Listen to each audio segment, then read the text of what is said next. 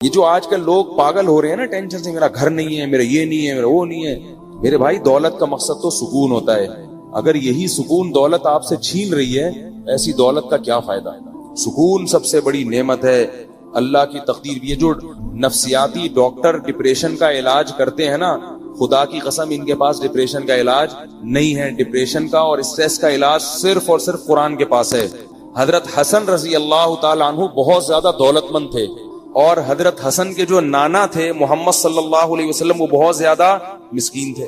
تو کسی نے حضرت حسن سے کہا کہ آپ کے پاس تو بڑی دولت ہے اور آپ کے نانا اور آپ کے والد کے پاس تو تھی نہیں. تو انہوں نے کہا بھائی اللہ اگر مجھے اس میں رکھنا چاہتا ہے تو میں اس میں خوش ہوں. اس کا قرآن میں اللہ نے ایک ہی علاج بتایا، فرمایا الا بذکر اللہ تطمئن القلوب. اللہ کا لفظ دیکھو، اللہ کا مطلب خبردار. دیکھو قرآن اگر ایک اعلان کر رہا ہے تو اس کے پیچھے خبردار کا لفظ لگانے کی ضرورت نہیں ہے، بس اللہ کی طرف سے اناؤنسمنٹ کافی ہے. وہ اتنی اناؤنسمنٹ بذکر اللہ تطمئن القلوب کہ اللہ کے ذکر سے لوگوں کو دلوں کو سکون ملتا ہے.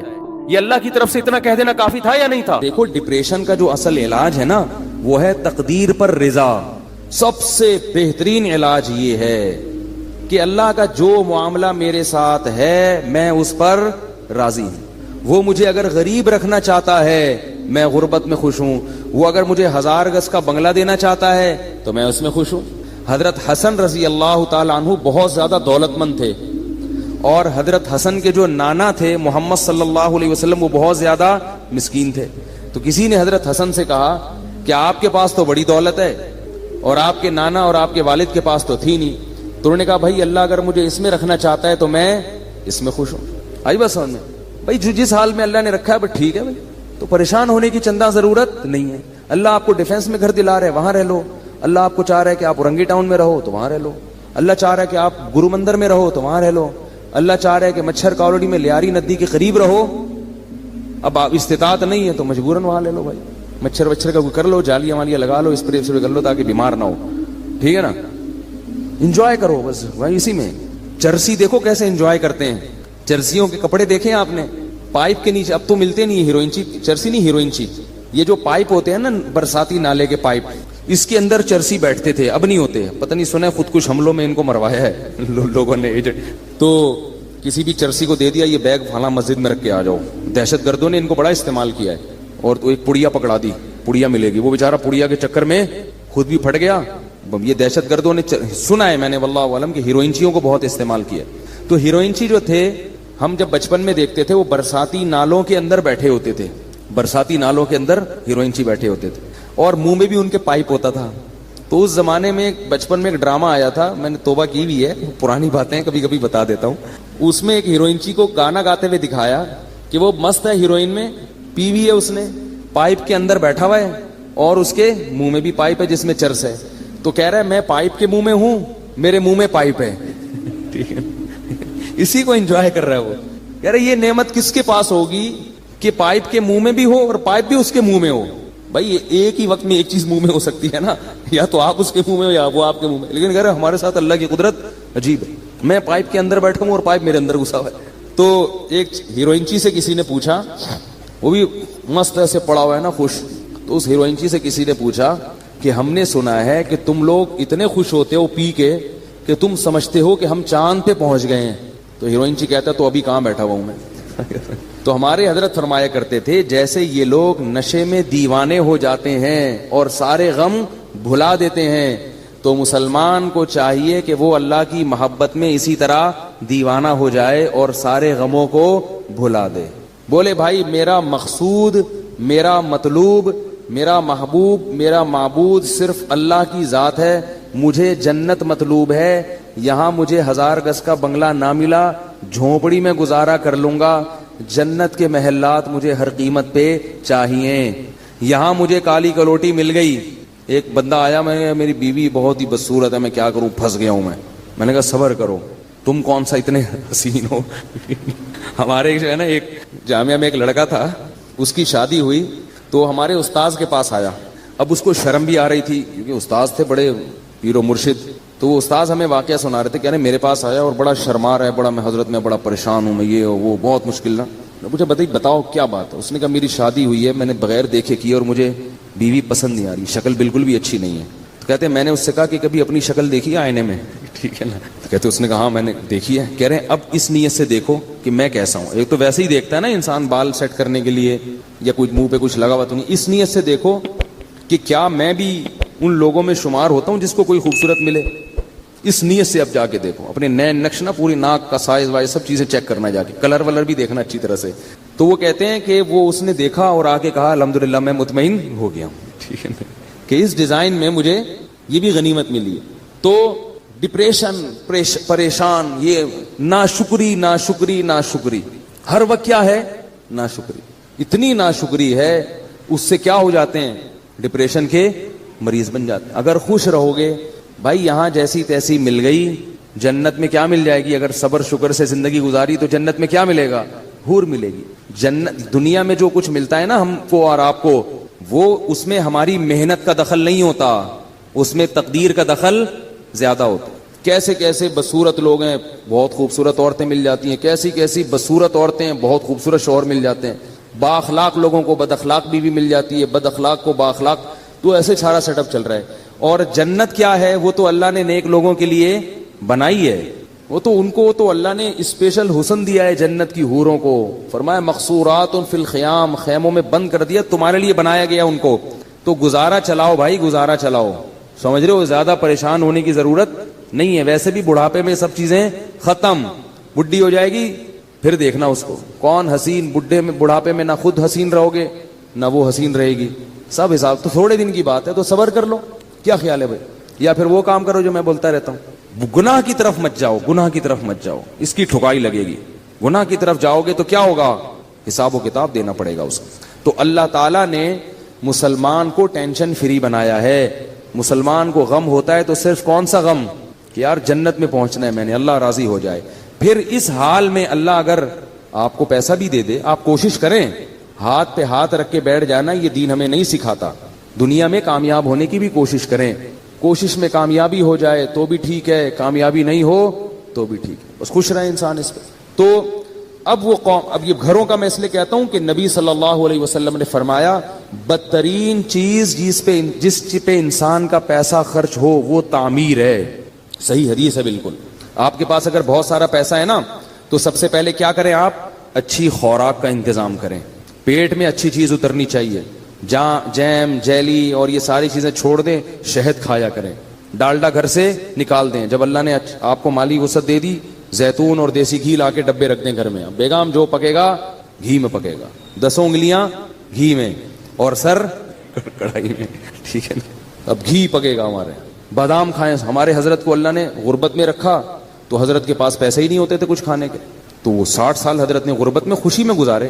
اتنی غربت تھی میرے شیخ و مرشد کے پاس 60 سال کی عمر تک کہ فرماتے ہیں کہ میرے پاس انڈا خریدنے کے پیسے نہیں ہوتے تھے. اور عالم کتنے بڑے تھے؟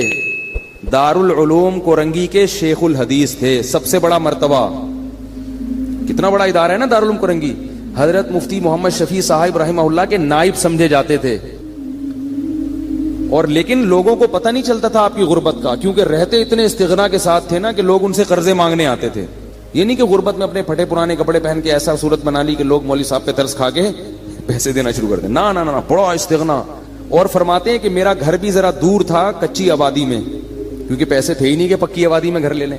تو فرماتے ہیں میں پتہ کیا سوچتا تھا کہ میں چونکہ بادشاہ ہوں اور بادشاہ ذرا ہٹ کے رہتا ہے، بادشاہ تھوڑا سا، تو کہہ رہے ہیں ہمارا اسٹائل تھوڑا سا کیا ہے، ہٹ کے، خوش رہتے تھے.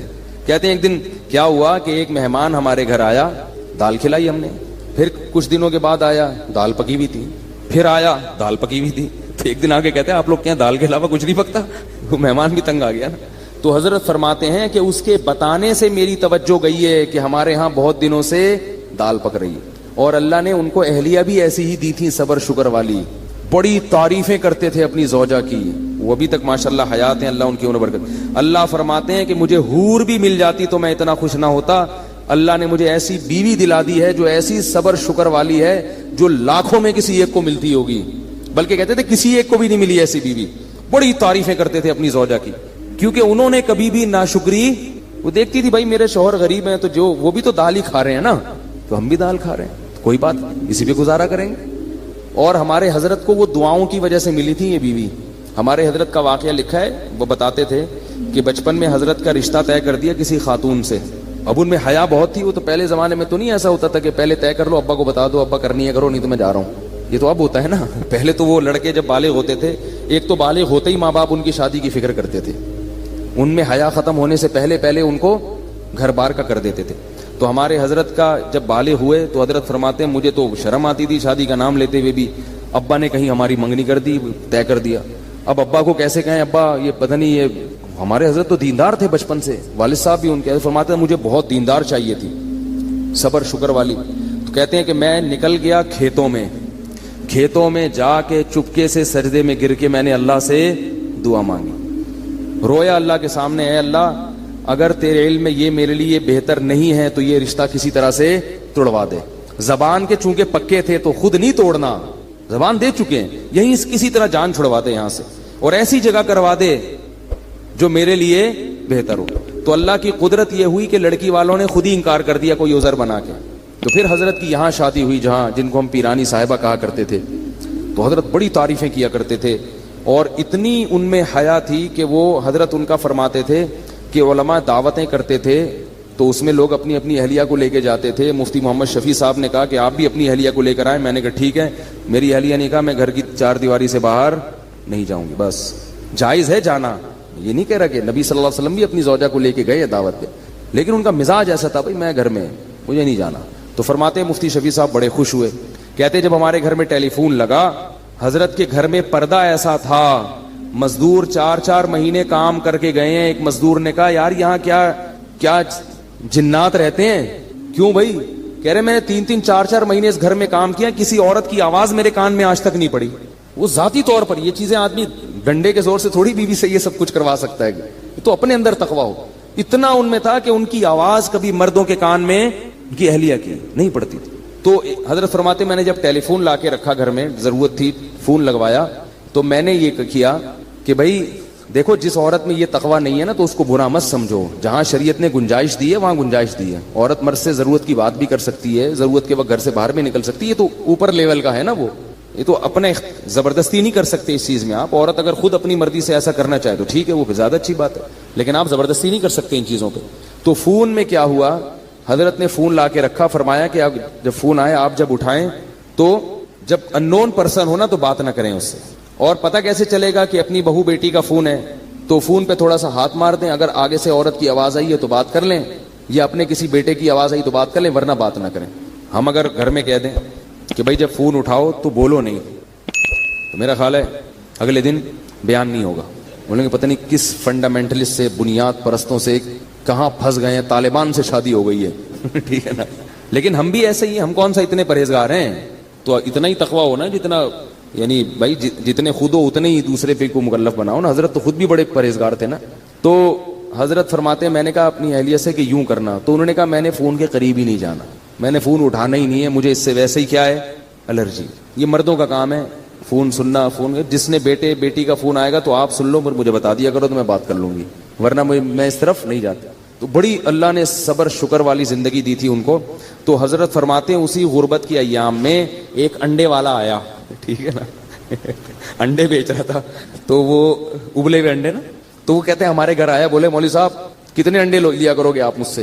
بھئی آپ کے گھر کے اتنے افراد ہیں, میاں بیوی ہیں, بچے بھی ہیں. تو اس کا خیال تھا کہ 4-6 انڈے تو لے لیا کریں گے. حضرت فرماتے ہیں میں نے کہا نہیں, ہمارے یہاں پہلے سے کوئی انتظام ہے, ایسا کر دیا. حالانکہ فرماتے ہیں کہ اصل بات یہ تھی میرے پاس انڈا خریدنے کے پیسے, بولو بھائی, نہیں تھے. لیکن اس کے سامنے اپنی غربت نہیں بتانی, میرے پاس تو پیسے ہی نہیں ہیں. وہ کہ چلو زکات والے انڈے پھر میں آپ کو دے دیا کروں گا. بات یہ ہے کہ غربت بھی ہو مگر ایسا اس پہ استغنا, اور چہرے پہ ایسی بشاشت اور ایسا استغنا ظاہر کرنا ہے کہ ہم سے بڑا سیٹ دنیا میں کوئی ہے ہی نہیں. اور فرماتے ہیں کہ یہ صرف زبان سے نہیں کہتا تھا, دل میں بھی سمجھتا تھا, دل میں بھی سمجھتا تھا کہ اللہ نے مجھے بہت دیا ہے. صرف اوپر سے نہیں کہ لوگوں کو بیوقوف بنانے کے لیے, دل میں بھی یہی تھا بہت دیا ہے بھائی. فرماتے تھے کہ میں 2 وقت کی روٹی کھا رہا ہوں بھائی, اور کیا چاہیے, خالی روٹی بھی کافی ہے, تو اللہ نے مجھے دال بھی دی ہے. اس پہ سوچ سوچ کے خوش ہوتے تھے کہ دال بھی دی اللہ نے مجھے, واہ واہ سبحان اللہ, اتنا خوش ہوتے تھے اس پہ, دال بھی ہے. اور اپنے شیخ کی زیارت کے لیے لاہور جایا کرتے تھے, پورے سال تنخواہ سے پیسے جمع کر کر کے ٹرین کا ٹکٹ ہوتا تھا, پورے سال کی تنخواہ سے کاٹ کاٹ کے ایک دفعہ کا چکر لگتا تھا, یہ حالت تھی. اور پھر کیا ہوا ہے کہ پودوں کا بڑے مزاج ان کے, غربت تھی مگر مزاج شاہانہ تھا, گرینری کا بڑا شوق تھا, پھول لگانے کا, پودے لگانے کا, خوشبوؤں کے استعمال کا. تو پودے لگانے کے لیے نا ان کے پاس وہ نہیں تھا, شاور نہیں ہوتا وہ پانی دینے کے لیے, اس میں پتہ نہیں کیا ٹیکنیکل چیز کر کے ایک شاور بنایا تھا حضرت نے, تھا بڑی صفائی ستھرائی. تو کیا ہوا کہ حضرت کی اہلیہ بیمار ہو گئی. اب میں اہلیہ کا بتاؤں کیسا توکل تھا. اہلیہ بیمار ہو گئی, ڈاکٹر کے پاس گئے تو ڈاکٹر نے کہا کہ ان کے جسم میں وٹامنس کی کمی ہے, پھل فروٹ کھانے کو, پھل فروٹ تو ملتے ہی نہیں تھے حضرت کو, غربت میں کہاں پھل کھا سکتے ہیں. تو بتایا کہ ان کو آپ پھل فروٹ کھلائیں. کیا کھلائیں؟ یہ میں صرف اپنے شیخ کے واقعات نہیں سنا رہا, مقصد یہ ہے کہ ایسی زندگی گزرے گی تو صحت بھی ملے گی, بغیر سیب کے آئرن آئے گا آپ کے جسم میں. اور ٹینشن والی زندگی گزارو گے نا, سیب کے جوس بھر بھر کے پی لو پھر بھی آئرن کی کمی ختم نہیں ہوگی. آپ فرماتے ہیں میں لے گیا ڈاکٹر کے پاس, ڈاکٹر نے کہا ان کو سیب کھلائیں, آم کھلائیں, یہ کھلائیں, وہ کھلائیں. فرمایا پیسے ہی نہیں تھے سیب کھلانے کے. تو حضرت فرماتے ہیں میں نے سوچا کہ ڈاکٹر کو اللہ نے جو علم دیا ہے نا وہ اس حساب سے صحیح بات کر رہا ہے, لیکن اگر میری بیوی کو سیب کی ضرورت ہوتی تو اللہ مجھے سیب کے پیسے دیتے, جب نہیں ہے تو اس کا مطلب اللہ ویسے ہی آئرن کی کمی انشاءاللہ پوری کر دے گا, اور اللہ ان کو ویسے ہی ٹھیک کر دے گا.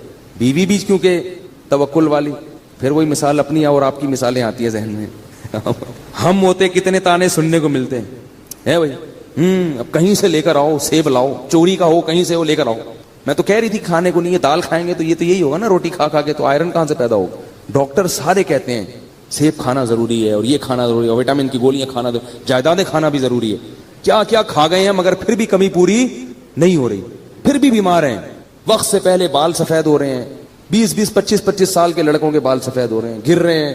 عجیب حالت ہے یار, 30 سال کا بندہ 50 سال کا لگ رہا ہے آج دیکھنے, سب کچھ کھا کے بھی یہ حال ہے. توکل نہیں ہے, اللہ پہ اعتماد نہیں ہے. تو حضرت فرماتے ہم آ گئے, ہم نے کہا بھائی ہمارے پاس تو نہیں ہے, بس اس اللہ ویسے ہی پوری کر دے گا. اللہ نے کر دی. وہ ماشاءاللہ اب تک زندہ ہیں, 90 سال تو میرا خیال ہے ان کی عمر ان کی اہلیہ کی ہو گئی, جن میں وٹامن کی کمی تھی, ٹھیک ہے نا. 90 سال سے زیادہ ان کی عمر ہو گئی ہے ماشاءاللہ, اور ہوش و حواس میں اللہ ان کی عمر میں اور زیادہ برکت دے. حضرت کا انتقال ہو گیا, وہ پھر بھی زندہ ہیں. تو پھر اللہ نے 60 سال کی عمر کے بعد حضرت کو کیا دیا. حضرت کی زمینیں تھیں وہ بکی ہیں, اور کچھ وراثت ملی, بہت اللہ نے پیسہ دیا. پھر اتنی دولت آئی حضرت کے پاس, پھر حضرت نے اسٹائل اپنا چینج کر دیا. جو میں بتانا چاہ رہا ہوں کہ بھئی جب تک نہیں ہے تو دال روٹی کھاؤ, جب ہے تو پھر اسی حساب سے کھاؤ جب اللہ دے رہا ہے.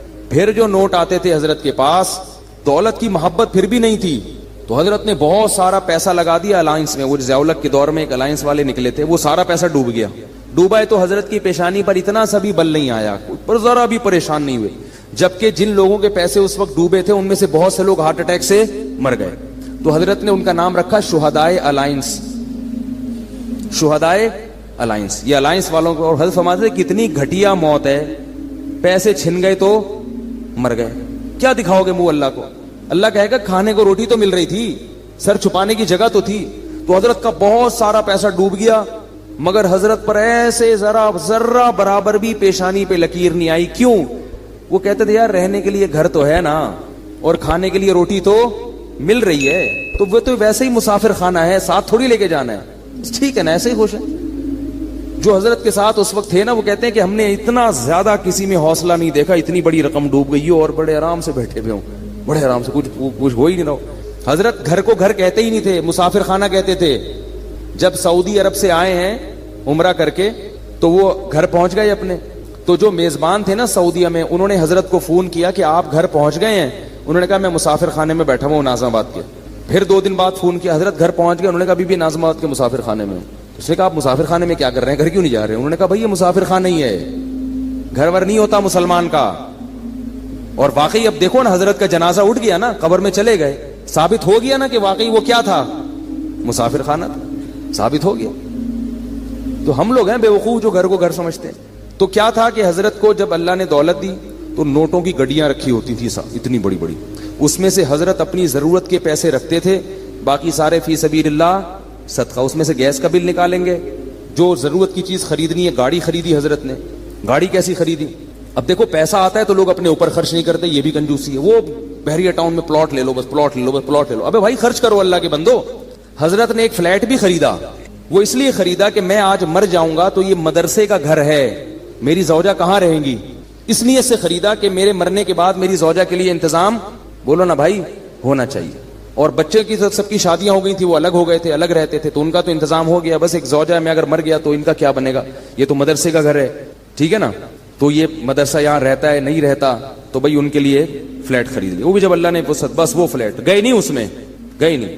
اس کے علاوہ باقی پیسوں کا کیا کرنا ہے، اب کیا پلاٹ خریدنا، کیا گھر خریدنا، گاڑی خریدو. سب سے پہلے خوراک، حضرت نے سب سے پہلے پیسہ کہاں خرچ کیا، خوراک. بھائی خوراک، اب پہلے تو اللہ چلا رہا تھا بغیر خوراک کے، پیسے نہیں تھے. اب اللہ کہے گا اب ہے تو اب تو سیب کھاؤ نا، آئرن کی کمی، ورنہ آئرن کی کمی ہوگی. دولت مند آدمی اگر سیب نہیں کھاتا اس میں آئرن کی کمی ہوتی ہے.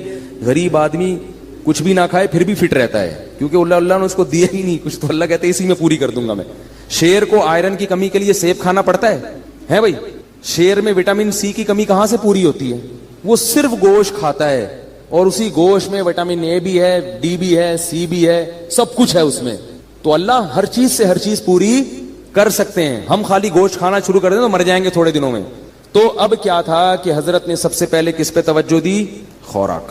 خوراک ایسی خاندانی، ہٹو بچوں، بادام صبح اور ایک گلاس خالص دودھ، بہترین خاندانی قسم کا سیب چھلا ہوا. چھلکے فرماتے تھے، ڈاکٹر نے ایک دفعہ حضرت کو کہا کہ چھلکوں میں طاقت زیادہ ہوتی ہے. حضرت فرمایا پھر چھلکے آپ کھایا کریں. مزاح بہت تھا ہمارے حضرت کی، خوش ہوتا ہے نا انسان تو مزاح بھی ہوتا ہے طبیعت میں.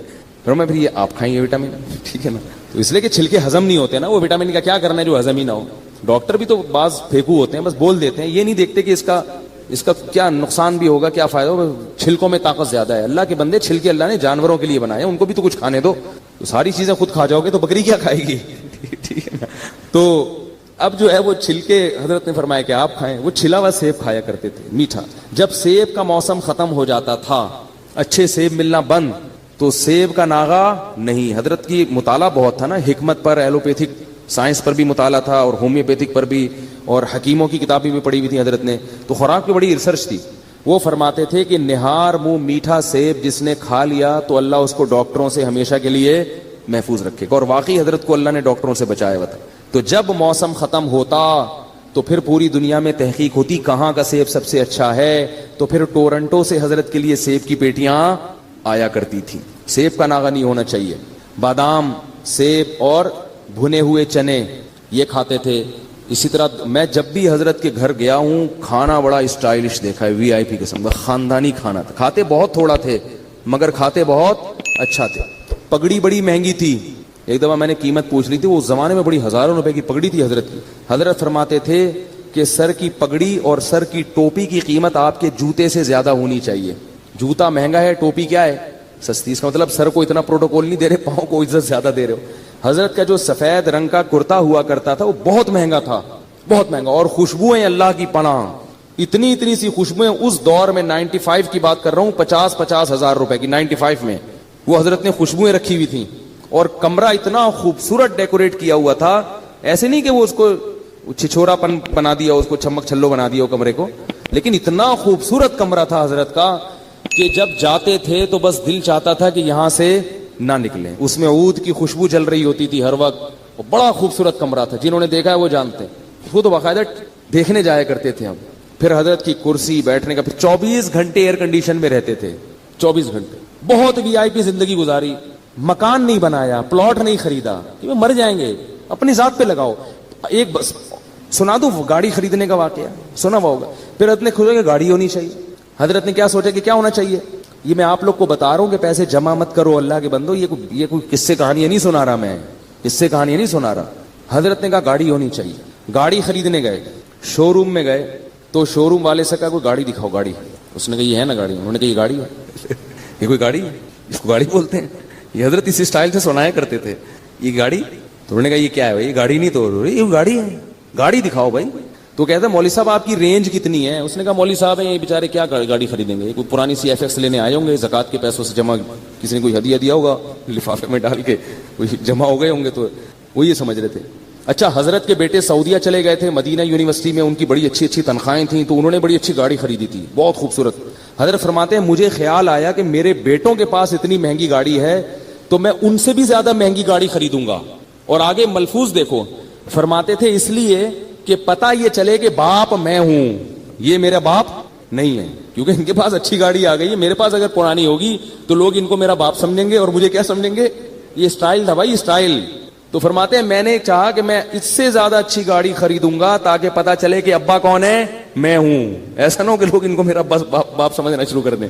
تو پھر گئے ہیں تو وہ حضرت کو گاڑی کون سی ملی ہے؟ اس وقت عراق کی جنگ ہو رہی تھی کویت سے، تو سارے کویتی بھاگ گئے تھے. تو ایک کویت کا شہزادہ گاڑی لے کے بھاگا تھا، پاکستان آیا ہوا تھا. تو حضرت نے پھر کویت کے شہزادے سے گاڑی خریدی. وہ اس گاڑی میں ہم نے بھی بہت سفر کیا اور اتنی خوبصورت VIP گاڑی تھی، بیٹھ جاؤ تو اٹھنے کا دل ہی نہیں کرتا تھا. اور فرماتے تھے پھر اس میں جو پیٹرول ڈلواتا تھا تو یہ نہیں کہ 5 روپے کا پیٹرول ڈال دو، یہ بھی کنجوس آدمی کا کام ہے، 50 روپے کا پیٹرول ڈالتا ہے. اب بھائی جب تیرے ہاتھ میں ہے گاڑی تو ٹینکی بھر دینا ایک دفعہ میں، تو کوئی لے کے تھوڑی بھاگ رہا ہے. وہ بھی دماغ میں ہوتا ہے نہیں بھروں گا نہیں، بار بار پیٹرول پمپ پہ لائن لگا کے کھڑا ہوا ہوگا مگر ایک دفعہ تسلی سے بھرے گا نہیں. تو فرماتے میں جب پیٹرول پمپ پہ جاتا تھا تو ٹینکی بھرتا تھا میں، اور وہ بھرنے میں بہت ٹائم لگتا تھا، لوگ مڑ مڑ کے دیکھ رہے ہوتے تھے بھائی کس کی گاڑی ہے یہ. تو حضرت فرمایا کرتے تھے گاڑی بڑی ہونی چاہیے، ٹینکی بھری ہوئی ہونی چاہیے. یہ حضرت کا ملفوظ تھا. جب دولت اللہ نے دی تو اسٹائل بولو نا بھائی چینج ہو گیا. تو جو اپنی ضرورت کی گاڑی کے پیٹرول کے پیسے نکال لیے، گیس بجلی کا بل نکال لیا، کھانے کے پیسے نکال لیے، اس کے بعد جتنے پیسے تھے حضرت گنتے نہیں تھے، وہ سارے فی سبیل اللہ صدقہ، گنے نہیں بس سب صدقہ. اتنا بڑا اللہ نے دل دیا تھا. یہاں تک کہ جن مدارس میں پڑھایا تھا 20 سال، ان سے جو تنخواہیں لی تھیں وہ تمام تنخواہیں واپس کر دی حضرت نے ان کو. بہت سخاوت کے دریا تھے بھائی وہ تو، ایسے ایسے نوٹ ایسے اٹھا کے نا غربا اور مساکین اور مدارس پہ اور مختلف جگہوں پہ خیر کے کاموں پہ خرچ کرتے تھے. کیسے اسٹائل سے زندگی گزاری بھائی انہوں نے، خوش، اور چہرہ ایسا چمکتا تھا، سرخ چہرہ ان کا، دیکھ کے لگتا ہی نہیں تھا ان کو کوئی بیماری. کیونکہ آدمی جب خوش ہوتا ہے بیمار تھوڑی ہوتا ہے. ایک دفعہ ڈاکٹر آئے ان کو دیکھنے کے لیے، ویسے ہی کسی نے، حضرت ڈاکٹروں کے پاس نہیں جاتے تھے، تو ڈاکٹر جب آیا نا تو انہوں نے کہا کہ اس نے کہا کہ آپ کو کوئی بیماری نہیں ہے. 78 سال کی عمر میں. حضرت کا آپ کو کیسے پتا چلا؟ کہ آپ کا جو فیس اور آپ کا جو باڈی ہے نا اس سے پتا چل رہا ہے کہ نہ آپ کو شوگر ہے، نہ بلڈ پریشر ہے، کوئی بیماری نہ، فٹ فاٹ نہیں ملی. تو اتنی زبردست صحت تھی. لیکن اس کے باوجود حضرت پھر کیا کرتے تھے؟ موت کے لیے تیار. ہمارے ہاں کسی کے پاس پیسہ ہو، صحت بھی ہو تو کہے میں مروں نہیں، باقی سب کچھ ہو جائے. تو حضرت فرماتے تھے کہ جب بیمار ہو گئے نا آخری وقت میں، تو علماء کچھ ملنے کے لیے آئے. انہوں نے کہا آپ کی طبیعت بہت خراب لگ رہی ہے، آپ کو، ہم آپ کو دیکھ کے پریشان ہو رہے ہیں. تو فرمایا کہ 75 سال کی عمر میں آدمی نہیں مرے گا تو کب مرے گا بھائی؟ ٹھیک ہے نا، مرنے تو آرام سے، خوشی خوشی دنیا سے گئے ہیں. اب تو مرنے کا ٹائم ہے، کوئی بات نہیں، اب جانے. اور فرماتے تھے کہ میں 63 سال کی جب میری عمر ہوئی تھی تو مجھے اس کے بعد سے پھر زندہ رہتے ہوئے شرم آنے لگی تھی. کہتے تھے میں سوچتا تھا کہ نبی صلی اللہ علیہ وسلم 63 میں چلے گئے تو ابھی تک ہے یہاں پہ. ٹھیک ہے نا، کہتے مجھے شرم آتی تھی یار، میں ابھی بھی زندہ ہوں. اور فرماتے تھے کہ جب میرے بچوں کے بھی بچے ہو گئے تو وہ مثال دیتے تھے کہ جب پلیٹ فارم پہ نئی گاڑی آتی ہے تو پرانی والی گاڑی کو پلیٹ فارم چھوڑنا پڑتا ہے. تو میں کہتا تھا میرے تو بچوں کے بھی بچے ہو گئے، میں ابھی تک پلیٹ فارم پہ بیٹھا ہوا ہوں، تو جا ہی نہیں رہا میں. تو ایسا آدمی ٹینشن لے گا کسی چیز کی؟ بولو نا بھائی. صحت کا خیال بھی کر رہے ہیں، سب کچھ ہے، بس اللہ نے جب اٹھانا تھا اٹھا لیا. کتنے آرام سے دنیا سے چلے گئے آرام سے. اور ہم لوگ ہر وقت پیسہ پیسہ پیسہ پیسہ، اس نے یہ کر لیا، میرے پاس میری تنخواہ کم ہے، اس کی تنخواہ زیادہ ہے. تو یہی تھا قوم عاد میں، بڑے بڑے گھر بنا کے فخر کرنا. تو اللہ نے بھائی ہمیں ان چیزوں سے منع کیا ہے، دنیا سے دل لگانے کی اجازت نہیں دی ہے. اسی سے ڈپریشن کا علاج ہوگا اور اسی سے ہماری سٹریس ختم ہوگی. گولیاں کھانے سے یہ مسئلے حل نہیں ہوں. کہ اللہ تعالیٰ نے جو ہمیں پیدا کیا ہے نا، اس پیدائش کا بڑا مقصد ہے کہ اللہ اور بندے کا تعلق مضبوط ہو جائے. تو یہ تعلق بولنے سے نہیں ہوتا، یہ تعلق تنہائی میں عبادت کرنے سے ہوتا. تبھی قرآن کیا کہہ رہا ہے؟ ہدی للمتقین، یہ کتاب ہدایت ہے پرہیزگار لوگوں کے لیے، یعنی جو پرہیزگار بننا چاہتے ہیں. الذین یقیمون الصلاۃ، ان کی سب سے پہلی علامت یہ ہے کہ وہ لوگ نماز کو قائم کرتے ہیں. تو اللہ سے تعلق پیدا کرنے کے لیے سب سے مضبوط چیز کیا ہے؟ نماز ہے. اس کے بغیر اللہ سے ریلیشن قائم نہیں ہوتا. نالج میں اضافہ ہو جائے گا، معلومات بڑھ جائیں گی. تو آج سے عزم کریں. دیکھو نماز کی ابتدا فرض سے ہوتی ہے. نبی صلی اللہ علیہ وسلم نے فرمایا کہ انسان جتنا اللہ کے قریب اس عبادت سے ہوتا ہے جو اللہ نے فرض کی ہے. اتنا تقرب کسی اور چیز سے حاصل نہیں کر سکتا. حضرت عمر نے دیکھا کہ ایک صحابی کے بارے میں پوچھا, فجر میں نہیں تھے. کسی نے کہا کہ وہ ساری رات عبادت کرتے رہے, آنکھ لگ گئی تھی.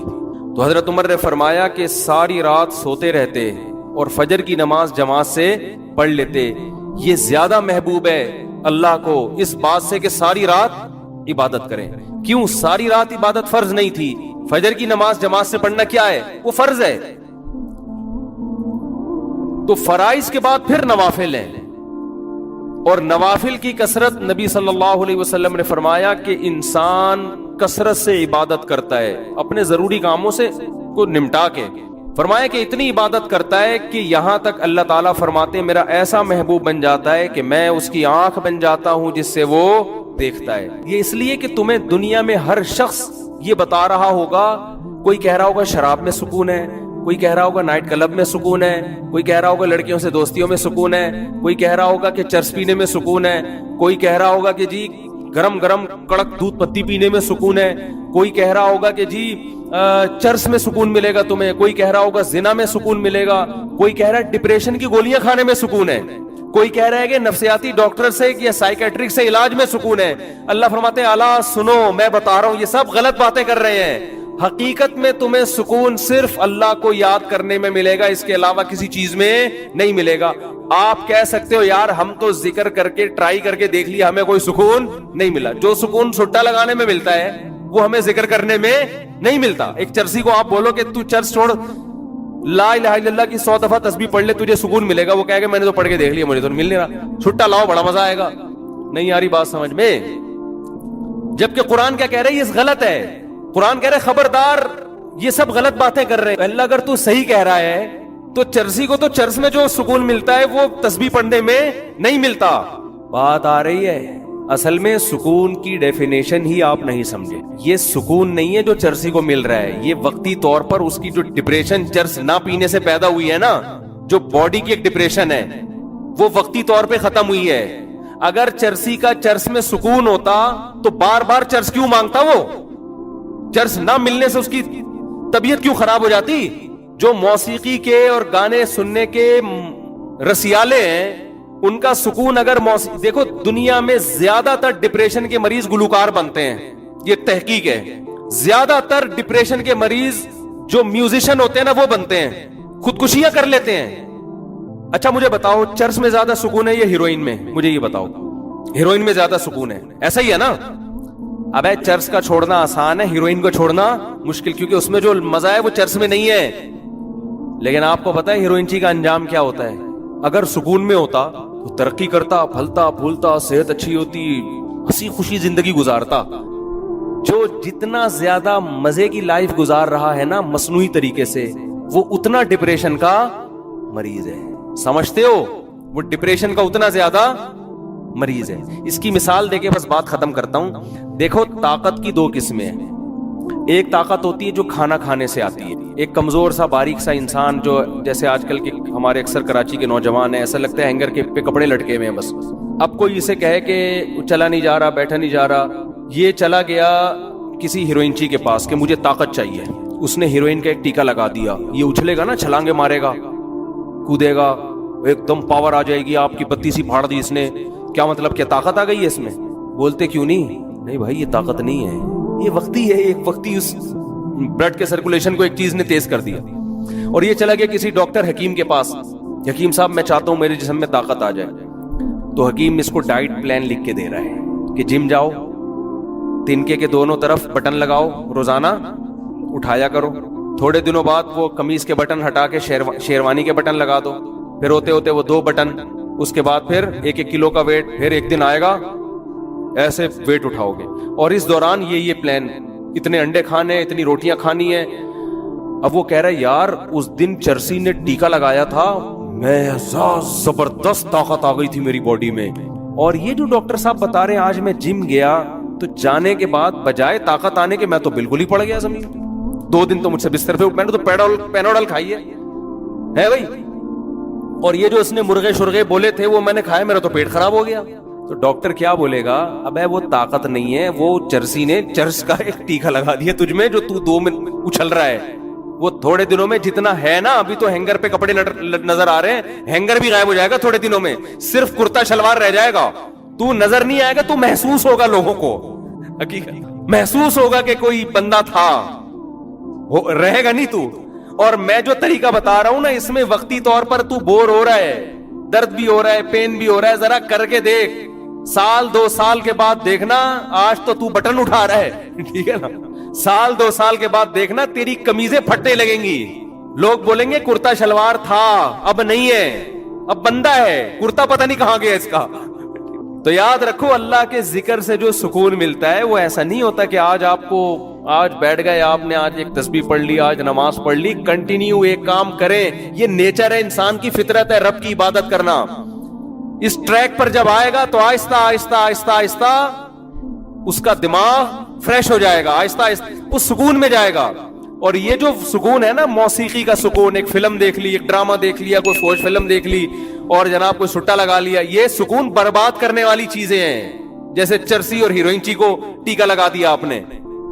تو قرآن اس لیے کہہ رہے الا بذکر اللہ تطمئن القلوب، دلوں کو سکون اللہ کے ذکر، اللہ کی یاد کے علاوہ کسی چیز میں نہیں ملتا.